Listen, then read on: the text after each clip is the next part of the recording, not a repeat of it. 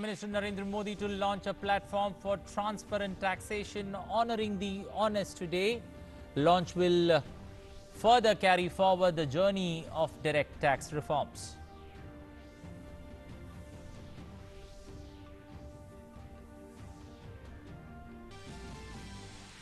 Situation remains peaceful in Bengaluru East. Government orders inquiry into the incident. Union Minister Sadanand Gowda visits the riot-hit police stations. Rivers flowing above the danger mark in Assam, Bihar and Uttar Pradesh. Flood situation continues to remain grim in 16 districts in Bihar. IMD issued warning of heavy to very heavy rainfall in northwestern and central India. Record highest single-day recoveries at 56,110 from COVID-19 in India. Recovery rate crosses 70%. Death rate falls below 2%.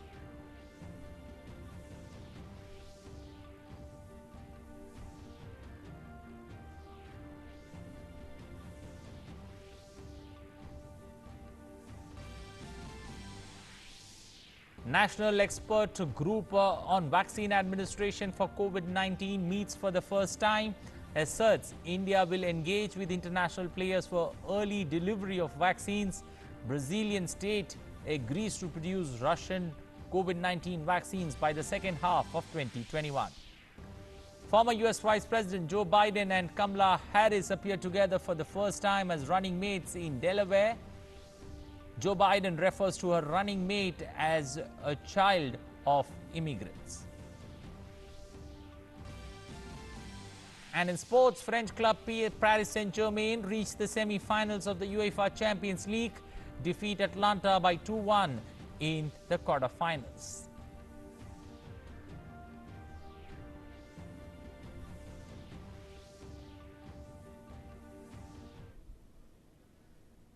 Good morning. Welcome to English News. I am Anil Thomas. Now for the stories in detail. Prime Minister Narendra Modi will launch the platform for transparent taxation honoring the honest today. The upcoming launch of the platform for transparent taxation honoring the honest by the Prime Minister will further carry forward the journey of direct tax reforms. The event will be attended by various chambers of commerce, trade associations, chartered accountant associations and also eminent taxpayers, apart from the officers and officials of Income Tax Department. The Central Board of Direct Taxes, CBDT, has carried out several major tax reforms in direct taxes in recent years. Last year, the corporate tax rates were reduced from 30% to 22%, and for new manufacturing units, the rates were reduced to 15%. Dividend distribution tax was also abolished. But for more on this story, Arun Sharma, correspondent, joining us this morning. Arun, good morning. Arun, looking at the way this particular Prime Minister Modi today to roll out a scheme that could reward the top income taxpayers, what is in store when it comes to anticipating announcements there from for that particular sector when it comes to taxpayers? All right. Good morning, Anil, first of all. Now, let me tell you that the focus of the government primarily over here is to honor the honest taxpayers who are actually contributing to the nation building as of now. Important part is also that now Finance Minister Nirmala Sitharaman in this budget announced that a taxpayers charter will be introduced very soon, so that primarily when we talk about various aspects of the taxpayers, a better ecosystem can be created for the honest taxpayers and of course the taxpayers, so that they come forward as far as a voluntary measures, because a government cannot impose or cannot forcefully ask for taxation part. This has to come voluntarily, and that's the reason why there is a need for creating a transparent tax system as far as a country like India is concerned. Let's try to understand it this way, Anil, that in country like India, there are close to 5 to 6 crore taxpayers. Now, out of which close to 3 to 4 crore taxpayers do get exemptions up to limit of 5 lakh rupees. So they do not actually pay taxes. There are various taxpayers. I mean, look at this way. Close to 2,200 professionals disclose their taxation or the income above the level of 5 crore rupees in the country like 130 crore Indians. So now the focus of the government is a two-tier strategy. on one side, slashing the tax rates as much as possible so that there is no burden on the taxpayers. As of now, we have seen that the corporate tax was reduced from 30% to Okay. 22%. Now, this was a long pending demand from the corporate sector. Second important part, the dividend distribution tax. So when a company pays dividend to the stock, to the shareholders, at that time the taxes were imposed on the taxpayers. So the DDT has been abolished completely. For the new Okay. manufacturing units in our country, the taxation has been taken to the level of 15%. So yes, on one side, the government is focusing to slash the tax rates. So on the other side, government is also focusing on making the taxation system very simplified. Well, as Okay. of now, Anil, the taxpayers do not hesitate in paying taxes. They are more than willing to pay taxes. But the only thing that concerns the taxpayer is the compliance level, the complications involved in the taxpayer system. So yes, we have seen that various initiatives have been taken like faceless assessment Okay. in our country. So that's the reason why government is focusing on simplification and of course reducing the taxation part as well. Okay, you know, in June when the Prime Minister was speaking, he had thanked the taxpayers for helping to finance the humanitarian crisis of COVID-19. Do you feel this particular move will, you know, the idea behind this is to make tax collection as simple or as painless as possible? Absolutely. So there are two components of the taxation part. We know this fact that there is direct tax involved and there is indirect tax involved. Perfect. As far as indirect taxes are concerned, we have seen that GST was, implemented in our country, and that's a mega tax reform that India has witnessed so far after the independence. The government was targeting close to 1 lakh crore of tax collection via GST. That means annually collection of close to 12 lakh crore rupees as far as GST is concerned.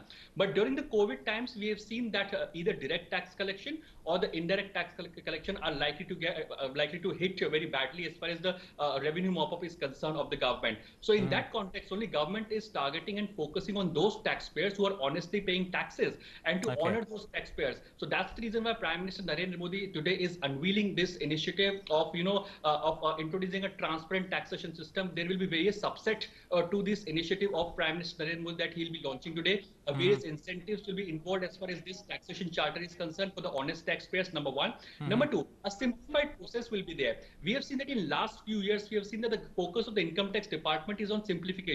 Be it simplification of ITR forms is concerned or as far as paying of taxation is concerned. Whereby the scrutiny is concerned, we know this fact that in close to 2016-17, whereby the ITR assessment was approximately 0.5% of the entire ITRs received. Now that has reduced further to 0.25% only. That means only 0.25% of the ITRs are being assessed by the income tax department. Now government is moving in a direction of a faceless assessment as well. That means the income tax officer who is assessing the file of the income taxpayer, both are unknown to each other. Nobody knows actually who is paying tax and who is assessing it. The taxpayer of the northern region, his file can go to the assessing officer in the southern region. So there is complete faceless assessment going forward. The government is moving in that direction so that corruption can be curtailed. Number one, simplification can be ensured, and on the other side, we have seen this fact: the government which is targeting to increase the taxpayers base in our country.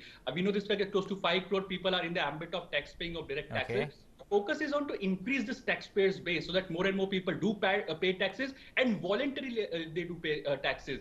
Paying taxes should become a voluntary, just ahead of Independence Day, a proud feeling should be there that yes, we are actually paying taxes for the nation building. So that feeling should come in from within the taxpayers. So that's an important part that Prime Minister Narendra Modi would be focusing in today. Okay, an unconventional plan to reward the top taxpayers, a move that could be a game changer. We'll have to wait and watch for that as the Prime Minister makes that announcement at around 11 a.m. this morning. Thank you and appreciate you joining us, Arun Sharma, this morning with those updates there on that particular story. Staying with the Prime Minister, street vendors Atmanirbhar Nidhi scheme or PM Swanidhi scheme has turned out to be a big success. The scheme provides financial assistance to street vendors for restarting their businesses. The scheme brings banks at doorsteps of nano entrepreneurs. Over 5 lakh applications are received under the PM Swanidhi scheme, and the number of loan sanctions under the scheme have crossed the 1 lakh mark. The PM Street Vendors Atmanirbhar Nidhi or PM Swanidhi scheme has generated considerable enthusiasm among the street vendors who have been looking for access to affordable working capital credit for restarting their businesses post-COVID-19 lockdown. The number of applications received under PM Swanidhi scheme has crossed the 5 lakh mark within 41 days of commencement of lending process. The number of loans sanctioned under the scheme has crossed 1 lakh. आपको बताते हुए मुझे खुशी हो रही है कि आज की तिथि में लगभग 5 लाख लोगों को अपना एप्लीकेशन इन्होंने हमारे जो टेक्नोलॉजी का जो वेब पोर्टल है या ऐप है, मोबाइल ऐप है, उसके माध्यम से उन्होंने एप्लीकेशन लगा दिया है और लगभग 1 लाख लोगों को सैंक्शन भी हो गया है।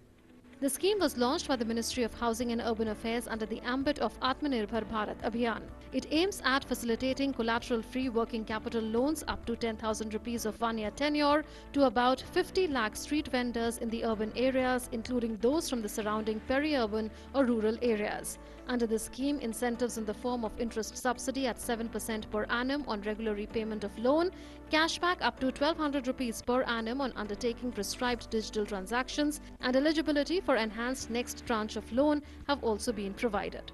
PM Swanidhi scheme envisages bringing banks at the doorsteps of these entrepreneurs by engaging the non-banking financial companies and the microfinance institutions as lending institutions. This is in addition to scheduled commercial banks, public and private, regional rural banks, cooperative banks and self-help group banks. अगर वो समय से अपना भुगतान कर देते हैं तो उनको 10,000 से बढ़ा के 20,000 रुपये, 20,000 से रुपये बढ़ा के 50,000 रुपये, यानी बड़ी ट्रांस का लोन भी मिलेगा। यानी मैं तो इन्हें जो हमारे पटरी वाले भाई बहन हैं उनको मैं एक नैनो एंटरप्रेन्योर के तौर पे कहता हूँ। ये हमारे नैनो एंटरप्रेन्योर्स जो सरकार की सहायता मिली है उससे वो माइक्रो एंटरप्रेन्योर बन सकते हैं, मिनी एंटरप्रेन्योर बन सकते हैं और आगे आने वाले समय उनका खुद का अपना दुकान हो सकता है अगर वो अपना, क्योंकि इनमें एंटरप्रेन्योरशिप तो है। The onboarding of the vendors on digital payment platforms is a very important component to build the credit profile of the vendors to help them become part of the formal urban economy. Use of an integrated IT platform, web portal and mobile app has enabled the scheme to extend its reach and benefits to this segment of society with the objective of minimum government and maximum governance. News Night Desk, DD News. Well, moving down south to Karnataka, the violence-hit police station limits in Bengaluru East remain peaceful and no fresh incident of any fresh violence took place. The government has ordered an inquiry into the incident. Union Minister Sadanand Gowda visited the riot-hit police stations of DJ Halli and KG Halli in Bengaluru on Wednesday. Karnataka Home Minister Basavaraj Bommai also visited these areas. He said the government will deal strictly with those involved in arson and violence. Meanwhile, the arrests so far have crossed 140, including the accused Naveen and a cooperator Muzammil Pasha, who is allegedly behind the gathering of the mob outside the police station. 3 people died in the police firing, while several others were injured, including policemen. Section 144 has been imposed across the city and there is curfew in the riot-hit areas. However, other parts of the city remained peaceful.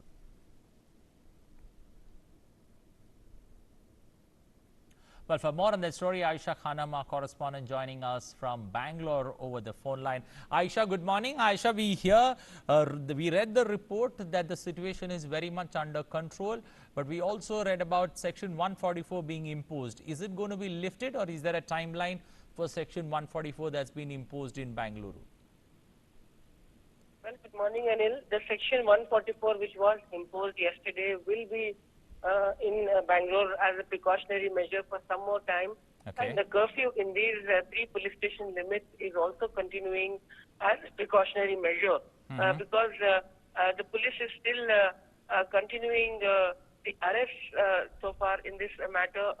The arrest number has gone up to more than 140, but the police feels that those who were involved in this mob violence have even crossed the border and left Karnataka. So the police, the hunt for these accused is still on, and as there are allegations that the SDPI was involved in this entire gathering of the mob violence, the police is now stretching this investigation till the borders of Kerala also.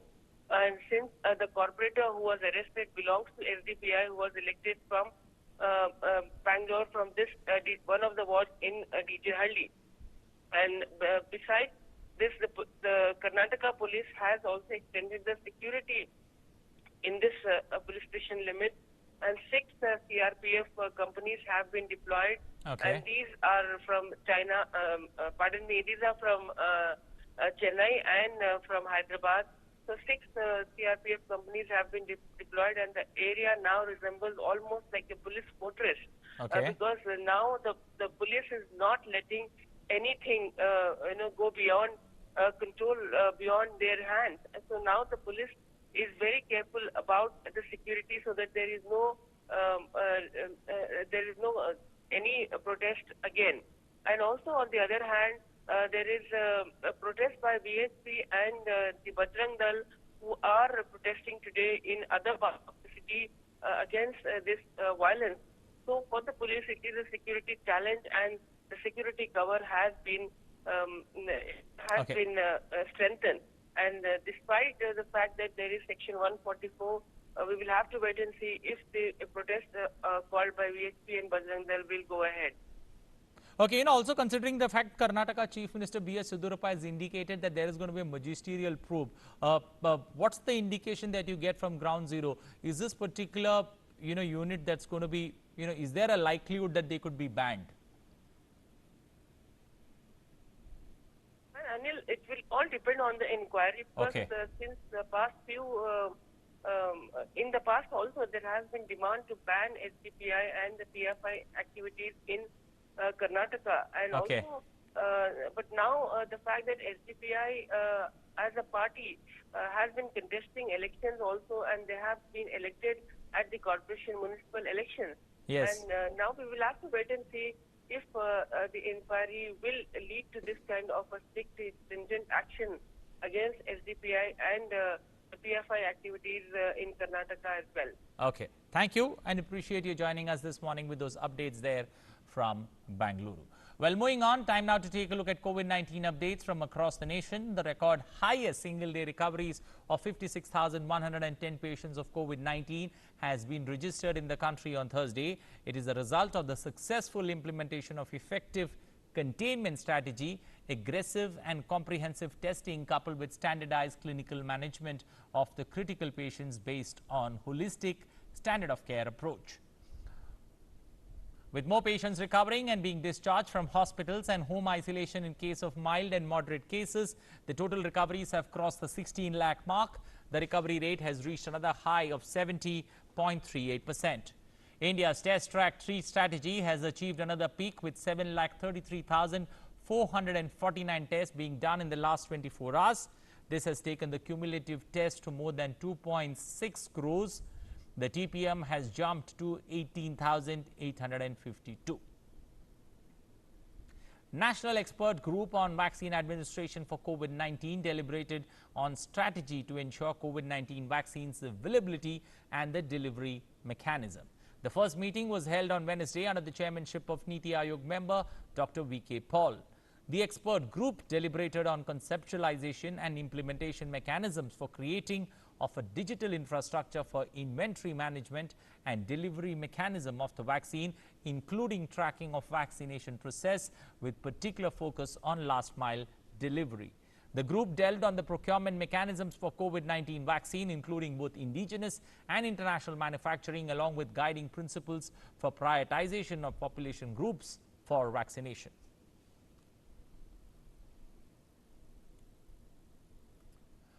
Union Minister of State for Ayush, Sripat Yasho Naik, has tested positive for COVID-19. He was asymptomatic and is currently in home isolation, and his vitals are normal. He made the announcement via social media and urged the people who came in contact with him to get tested and take the necessary requirements.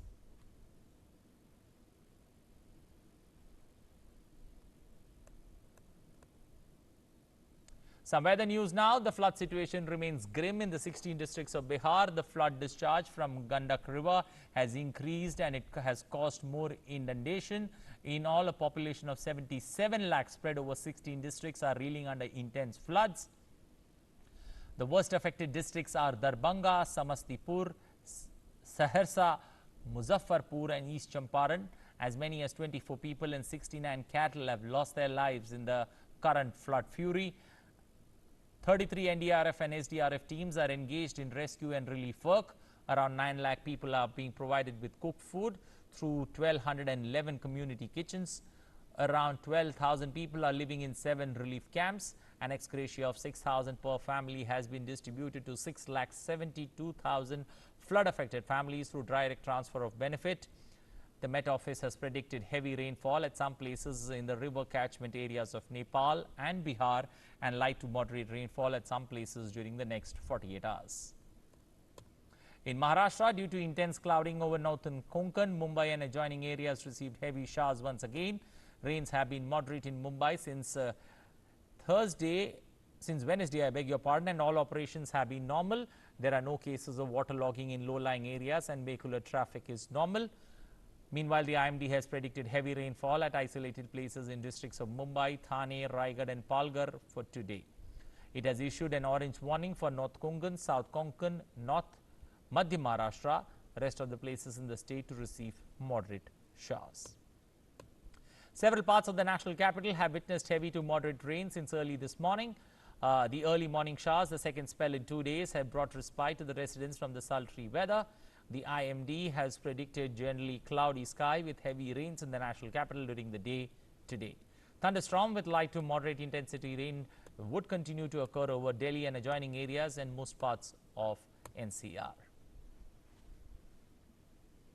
Let's now take a look at updates on COVID-19 from across the world. Over 2 crores and 7 lakh coronavirus cases have been registered globally, with more than 7,51,000 deaths related to COVID-19.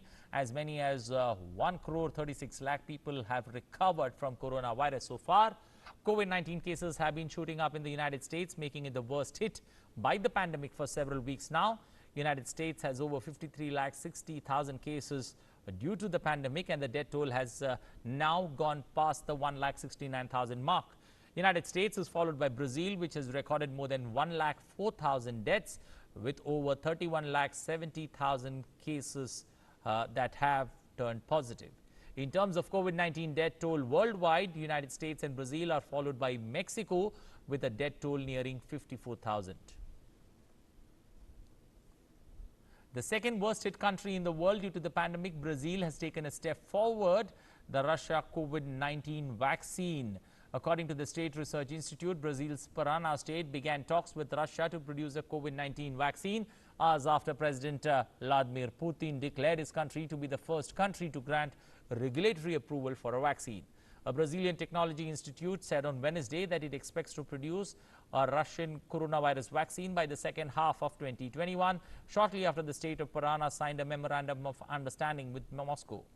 Russia has touted that it has the world's first registered COVID-19 vaccine. However, Brazilian public health experts and former senior regulatory officials have said they had safety concerns about the vaccine, which has not passed the usual mass testing required on vaccinations. Brazil, being the second worst hit country in the world due to coronavirus, has more than 31,70,000 cases, while the death toll has surged past the 1,04,000 mark. In other news, Democratic presidential candidate Joe Biden and his new running mate, U.S. Senator Kamala Harris, made their first public appearance together on Wednesday in Delaware as the campaign for the White House enters a more frantic phase. Both Biden and Harris have attacked Donald Trump as an incompetent leader who has left the United States in tatters. Biden noted that Harris, a California senator, is the first woman of color to serve as a presidential running mate for a major U.S. party. He described Kamala as a child of immigrants. The two delivered remarks just days before Biden formally accepts the Democratic presidential nomination during the party's national convention, which will take place largely as a virtual event next week due to the coronavirus pandemic. Kamala, in her address, said that we are going to bring our country closer to realizing its great promise. She said a mandate is needed that proves that the past few years do not represent who we are or who we aspire to be. Donald Trump, meanwhile, hit back, saying that Kamala Harris had dropped like a rock in her own presidential bid.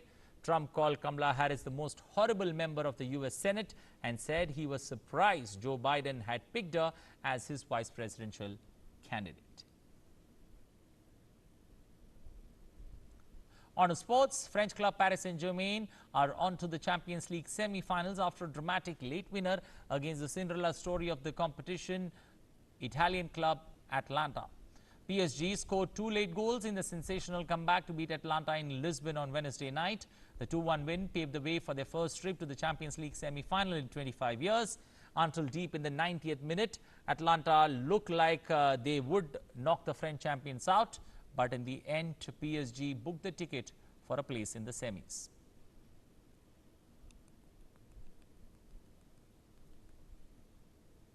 Well, that's all we have time for in this edition of news. But remember to follow physical distancing. Also, wash your hands every 20 minutes. Wear your mask when you're out in public places. And if you are unable to wash your hands, please use a sanitizer to keep yourself clean, because we all need to see a better tomorrow. Thanks for watching.